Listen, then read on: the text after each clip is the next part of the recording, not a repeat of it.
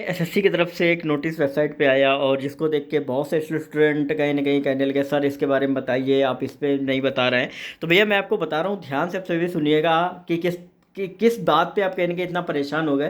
तो ये जो नोटिस था, आपका प्रपोजल तैयार किया गया था रिक्वेस्ट के लिए कि जो भी आपका सर्विस प्रोवाइडर, क्योंकि ये टेक्निकल जो भी चीज़ें उनके लिए पूरा सर्विस प्रोवाइडर आपका रहता है कि उसको आइडेंटिफिकेशन के लिए कि भाई उसके लिए टेंडर निकाला गया है जो एसएससी पोर्टल को अपग्रेड करे, मेंटेन करे और जितनी भी इसकी ऑल ऑलटी सर्विसेज है उनको देखे। ठीक है, यहाँ पे डॉक्यूमेंट में एब्रीवेशन दिया गया है कि क्या क्या चीज़ें जो है वो आप सभी के इंक्लूडेड है। कंप्यूटर बेस्ड एग्जाम आपका हो गया, data centre, detail medical examination, सारी चीज़ें यहाँ पे आपको एब्रीवेशन आप सभी को पूरे डॉक्यूमेंट का दिया गया है। अब ये जो पूरा डॉक्यूमेंट है ये पूरा आपको इस वजह से बताया गया है कि जितनी भी आईटी सेक्टर की कंपनी जो कहेंगे जो सर्विस प्रोवाइड करती हैं वो भैया इन सारी फंक्शनलिटीज़ को देख ले, किस तरीके से उनको फंक्शन करना होगा, कितने हेडक्वार्टर है, उसके बारे में आपको पूरा डिटेल में बताया गया। ठीक है, और दूसरी चीज़ ये कि कल को अगर एनआरए सीईटी लगता है तो क्या क्या चीज़ें उनको करनी पड़ सकती है। ऐसा ना हो कि टेंडर लेने के बाद फिर ये कहे कि अरे आपने ये तो नया निकाल दिया और उसी चीज़ को एक्सप्लेन किया गया और आप अचानक से परेशान हो गए। अब परेशान क्या हो गया कि ये जो पॉइंट आपका लिखा हुआ है जिसके बारे में भी मैं एक्सप्लेन करूंगा कि भैया एनआरए सीईटी कंडक्ट होगा, 12th पास 10th पास ग्रेजुएशन लेवल का होगा। इतना परेशान आप लोग हो गए यार, मैं क्या बताऊं। अभी मैं आपको पूरा समझाता हूं, ध्यान से सभी सुनिएगा। अभी मैं ऊपर से आ जाता हूं। यहाँ पे कोई भी आईटी सर्विस प्रोवाइडर वो देखेगा भैया इंट्रोडक्शन की भैया जो एसएससी है वो लार्जर रिक्रूटमेंट एजेंसी है जीओआई की, जिसमें आपका ग्रुप बी गेस्टेड जो 2016 में आपकी डब्ल्यू की पोस्ट आई थी, उसके अलावा ग्रुप बी नॉन गेस्टेड और ग्रुप सी टेक्निकल की वैकेंसी आप सभी की कहीं ना कहीं रिक्रूटमेंट कराता है। हेडक्वार्टर आपके क्या है, दिल्ली में आपका मेन हेड ऑफिस है। बाकी 9 रीजनल ऑफिसेज आपको दिए गए हैं जहां पर इस सर्विस प्रोवाइडर पूरा फंक्शनिंग पूरा मेंटेन वगैरह इनकी वेबसाइट को भी करना पड़ेगा।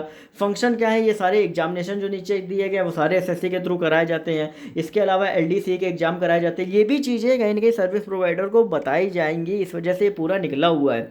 ठीक है, इसके अलावा बाकी सारी चीज़ें आपको यहाँ पे दे दी गई हैं, लेकिन जो जिस चीज़ से आप परेशान हुए वो चीज़ है आपकी 6 नंबर कॉलम में। अब वो चीज़ क्या है वो मैं आपको बता देता हूँ कि कोई खास नई चीज़ नहीं है। जब एनआरए सीईटी का गठन हुआ था तो 2020 में ऑलरेडी ये नोटिस निकला था कि भैया साल में 2 बार अप्रैल और सितंबर में आपका एग्जाम होगा और ये जो एग्जाम होगा वो आपका 10th लेवल के लिए अलग, 12th के लिए अलग और आपका ग्रेजुएशन के लिए अलग होगा। ठीक है, और ये जो इतने भी एग्जाम है आपका एसएससी, रेलवे और आपका जो आईबीपीएस है वो आपका कंडक्ट कराएगा। अब देखो है क्या बात, मैं आपको पूरा एक एक करके मैं आपको समझा देता हूँ।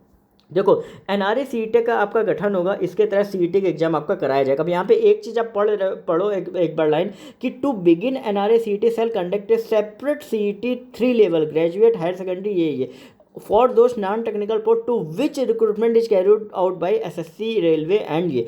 तो मतलब जितने भी 10th 12th और ग्रेजुएशन की रिक्रूटमेंट होती हैं उनके पहले एक आपका सीईटी कंबाइंड एलिजिबिलिटी टेस्ट का एग्जाम होगा। और वो ये क्यों कराया जा रहा है, क्योंकि बहुत से ऐसे स्टूडेंट हैं जो लाखों में फॉर्म भरते हैं, खर्चा बहुत होता है, सर्विस प्रोवाइडर जो है जो परेशान हो जाता है और उस जिससे क्या होगा कि the number of application to be handled by service provider will get reduced. मतलब ओवरऑल जो काम है वो इसी वजह से किया जा रहा है। अब ये नोटिस में क्यों लिखा है, ये सबसे पहले आप बात समझो। नोटिस में पूरा इस वजह से लिखा है कि भैया जो भी सर्विस प्रोवाइडर वे समझ सके कि जो भी इतने नंबर ऑफ एप्लीकेशंस आते हैं वो आपके रिड्यूस हो जाएंगे, तो आप उससे भी बिल्कुल भी परेशान मत होना। आपको इतना ज़्यादा जो भी आपको वर्क है वो नहीं करना पड़ेगा। तो ये पूरा उनके लिए लिखा हुआ है कि भाई कल को ऐसा हो सकता है। ठीक है, और ये जो चीज़ें लिखी हुई हैं ये भैया पहले से ही आपको बताई गई हैं। लगातार आप एक दो चीज़ें पढ़ के आप एकदम से बिल्कुल परेशान हो जाते हैं। सब चीज़ें पहले आपको बताई हुई हैं, बार बार बीच में प्रेस नोट निकलते रहते हैं एनआरए सीईटी के बारे में। आप छोटी सी चीज़ में आप परेशान हो जाते हो, बेसिक सी डिटेल्स आपको पहले भी आपको पता होगी। अब ये क्या है कि गाइडलाइंस को ध्यान में रखते हुए एनआरए जो है वो आपका फंक्शनिंग स्टार्ट कराएगा। टियर 1 एग्जामिनेशन जो है वो आपका सीजीएल 10+2 एमटीएस का जो है जो एनआरए के थ्रू जो है वो आप सभी का कंडक्ट कराया जाएगा। अब इसमें कुछ नहीं है, आपका पहले एक सीईटी का एग्जाम है जो आपको पता था, उसमें जितने भी जिस हिसाब से आपके मार्क्स आएंगे उस हिसाब से आपका डिसाइड किया जाएगा कि 10th लेवल के फॉर्म कौन भर सकते हैं, 12th का फॉर्म कौन भर सकते हैं और इसके बाद आपका ग्रेजुएशन का फॉर्म कौन भर सकते हैं। अब सीईटी के एग्जाम में होने के बाद ये आपका डिसाइड हो गया।